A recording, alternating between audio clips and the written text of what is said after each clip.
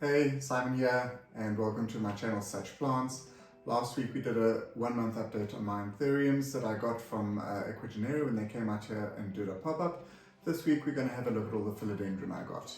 My philodendron rehab process was a little more complicated than the anthuriums that I did, purely because they came in and their roots weren't quite as good as the anthuriums were. So I basically threw most of them into perlite and left them in a propagation box or a tub and kept the humidity really high for this month, and just to see if I could encourage some more root growth.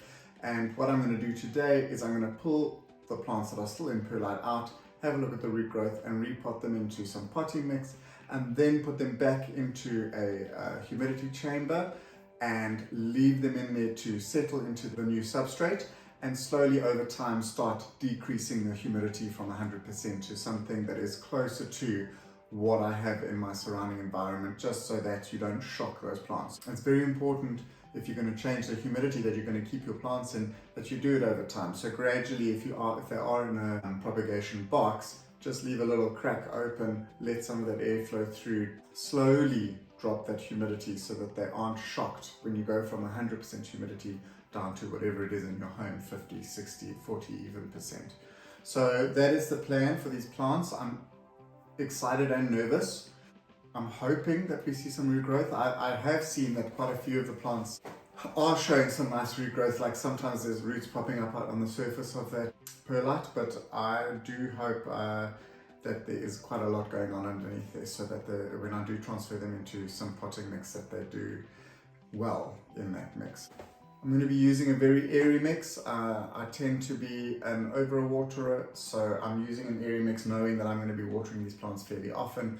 And possibly what I might do, which was a suggestion from somebody that commented on one of my previous videos, is I might just put a little bit of moss on top just to prevent the top drying out, and so to leave it nice and moist inside there. So especially in the beginning when they're just getting used to the new mix, I might do that. I'm going to start with the two plants that I've already put into some potting mix. The Southern Stratum and the Nagatense were two plants that I put into potting mix a little while ago because they were doing so well. But what I did learn from this is that I moved them too quickly out of that high humidity environment, and they both didn't love being outside in the humidity of my greenhouse, which does get up to 100% in the evenings, but during the day it goes way down to about 40% because we're still waiting for some rain here in Joburg. So I think what I'm going to do with these guys is I'm going to put them back into the tubs. So these two plants will go back in there, and hopefully, I mean, they're not doing badly, they probably will make it as it is, they just are a little bit floppy in the leaves here. So I think with the extra humidity it'll really help them settle in, and with a gradual decrease in the humidity they'll do a lot better. So these guys are going to go back into there, and those guys are already potted up. This is the serpent. This plant has actually done really well. So it came in, the leaves were shocking. I basically cut it into nodes and decided to propagate each node. This is the bottom cutting. You can see that it is growing a new growth point over there. So that is doing really well. And then this prop box, I'm going to see if I can maybe put a picture in from my last video so you can see the progress there. All three of these have got new growth points over there, and there, and there's even a nice fuzzy root growing in over there, you can see. So this plant is actually doing really well. I know it might not seem like it at the moment, but from one plant I now have 4, and it'll take a little bit of time, but they will all do really well, I'm sure. Okay, now we are onto the plants that are in perlite that I haven't really had a look at, and we're going to look at these together. I haven't actually had a look at these since they've been in perlite, but let's see how they've been doing. Not a ton of root growth on this. You can see just on this root here, there is some new growth, but not a ton. I mean, I'm going to put it into potting mix anyway. The rest of these roots also look, there's no rot or anything, so these are all still good roots. They just haven't shown much new growth other than this one over here.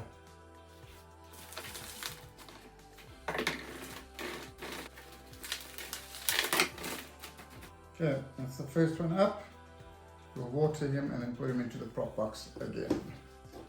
Before I forget, this was the SB Columbia. The Amazon Sunset, this plant generally ships pretty badly. This one seems to have done very well, but I'm not sure what kind of root growth we've got going on. We did have some roots growing off these nodes up here, so some aerial roots growing in. They don't look very fuzzy, and this one has grown into the perlite, and it has gone fuzzy once it's gone in. So I'm hoping that underneath here there are some roots. Right, let's have a look here. There is some new growth.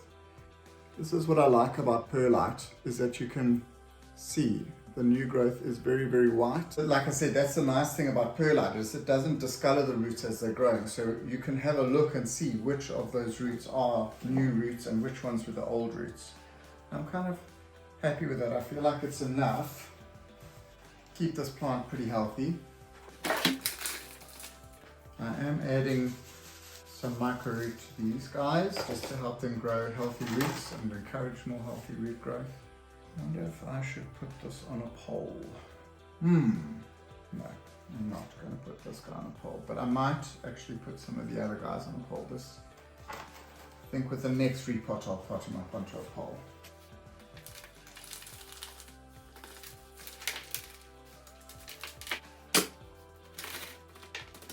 I am putting this plant as deep as possible, trying to get as many of those aerial roots. This node is the one where that aerial root was coming out of, so I wanted that to be underneath the soil. That's doing pretty good. This is the new leaf that this plant grew. There is a little bit of a dry spot on the end of this leaf, and actually on this new cataphyll it was a little dry on the end of it, but it's not died, it just hasn't really done much else. So I'm sure once it starts growing some real vigorous roots that it'll start growing again, but it doesn't look unhealthy at this point. This is Philodendron undulatum, something. Philodendron.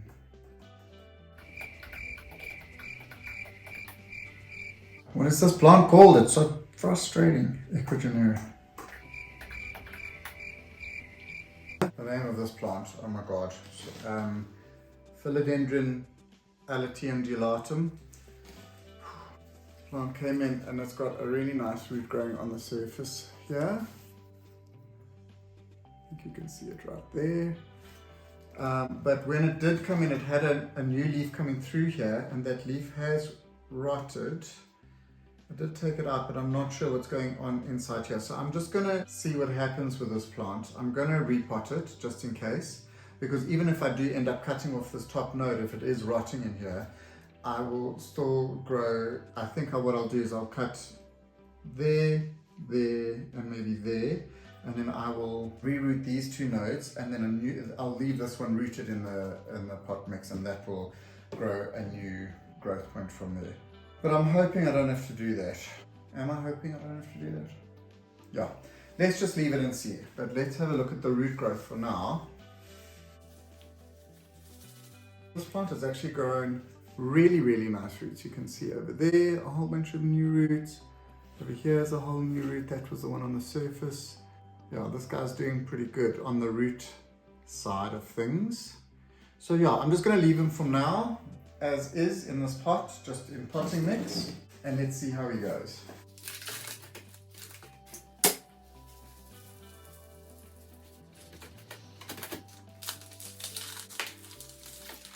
The fibrosum also seems to have sort of sent out this leaf that was a little damaged on the bottom. It hasn't done any better. This new growth point hasn't really done anything. There is a little bit of an aerial root starting up here. I am not really sure at all how this plant is doing. Okay, there are a couple of new roots growing here. That's a new section there. This is a new section over here. So it has started growing out some new, and this is also nice and new here. You can see wherever the perlite sticks onto the root, That's new growth over there. There is definitely some new root growth here. The rest of the roots look healthy. There's no rot. That's really what I wanted to make sure of with the perlite, is that we didn't get any rot happening. So I'm happy with that. I think what I'm going to do with this plant, because it is so leggy actually, I might put this up onto a pole, because then these nodes, if they do start growing roots, will also root into the pole. And I also think that this, because it's so leggy, will do well on a pole. Okay. I know that this pot is too big for this plant, but because I'm adding a pole into it, I think it's going to be better. And because the mixes that I'm using is so airy, there's very little chance of it getting too compacted in there for the plant and causing root rot. So I'm hoping that it'll be fine. I'm going to take a chance. Why not? Okay, I'll start by adding some potting mix to the bottom of the pole. I put the pole on top, the pot on top, flip it over, and then add in some potting mix to the bottom of this. And add the plant. Just like that should be good.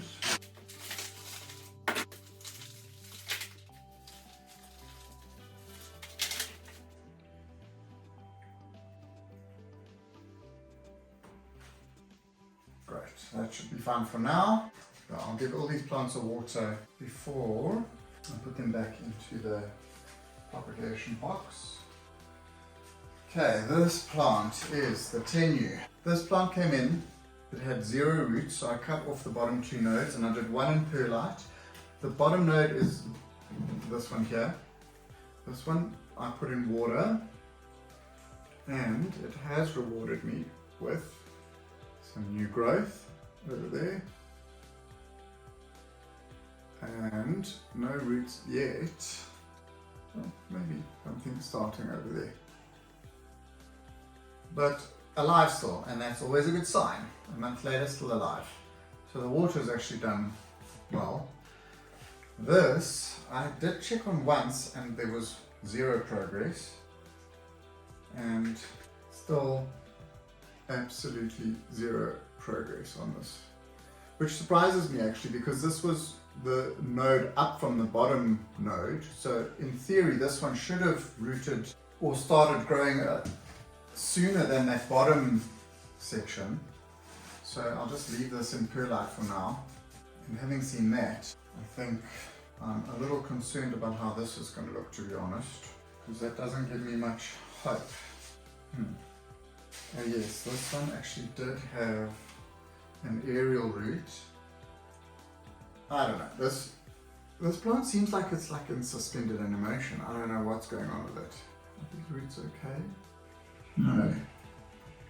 No, those have rotted. Okay, so basically this plant has done absolutely 0. It's done absolutely nothing. I mean, it's still green, so I have hope maybe that it will. That's crazy. I really thought that after a month we'd see something, but there's this plant has done nothing. Really, really nothing. In that case, I'm still going to leave it in perlite. Next up we have the pastazanum. I potted this up a couple of weeks ago because it was looking so good. I wanted to try and do it before this new leaf came through. I'm going to zoom in on that because this pot is bloody heavy. So I could see this leaf was going to come through, and I wanted to get it potted up before this started coming through, and luckily I think I got there in time. This leaf's come through great. It's in a self-watering pot because this is a crawler, a nice long pot. All my crawlers go into pots like these. I find my plants that aren't on moss poles, I find it easier to use self-watering pots with them. Let me show you the original leaf. Oh God, it's so heavy. Here we go. I hope you can see that. That's the original leaf. It came with another leaf that was yellow. I'll see if I can find some old pictures of it. So I cut that one off. That one stayed nice and green. And like I said, this one's come through great. So this plant is doing amazing. Probably actually the most amazing out of all the philodendron, which I wouldn't have thought when all these plants came in. I didn't think that this plant would do as well as it has done, so I'm really happy with this guy. This is the last plant. It is now in 2 pieces. So when I went to repot this plant, the trunk was in like a weird shape, like almost like an S shape, like it had got to the edge of a pot and then started crawling up. So it was difficult to pot it up, so that I wanted to try and get the bottom part of this plant in like a more of a crawling position over there. So I cut this bit off to make it easier to pot. There were lots of roots on both sides, and I hope it's enough. I think it is. This plant actually has done really well. This leaf is still looking really in good nick and in good shape. So I'm just hoping that after the cut it carries on that way, and I hope this new leaf starts coming through at some point. There was a nice big new root on this piece over here, so I'm hoping that that helps a lot. And then I'm also hoping that this gives me a new plant. Who knows? I think it will. I hope it will. It'll be nice to have an extra and a spare. I like to have spares of stuff, and if they both do great, then it's something that I can either sell or swap with something else. But always good to have a backup plant, especially with plants that are a little bit more sensitive. So that's it for the philodendron, a month in. I really did think that I would see more root growth from them, considering the leaves were looking so good. But I mean, I guess because the leaves are looking so good, I'm not going to be too worried about it. I'm just going to keep them in the very high humidity boxes, at least for the next couple of weeks, and then slowly start decreasing the humidity and keeping an eye on the leaves and making sure that they're all still healthy. And then hopefully within the next month or 2, I'll be able to have them in my greenhouse and give you another update at the 3-month mark. Thank you for watching. I hope this video was helpful if you are importing plants or are thinking about importing plants, and we'll see you next week.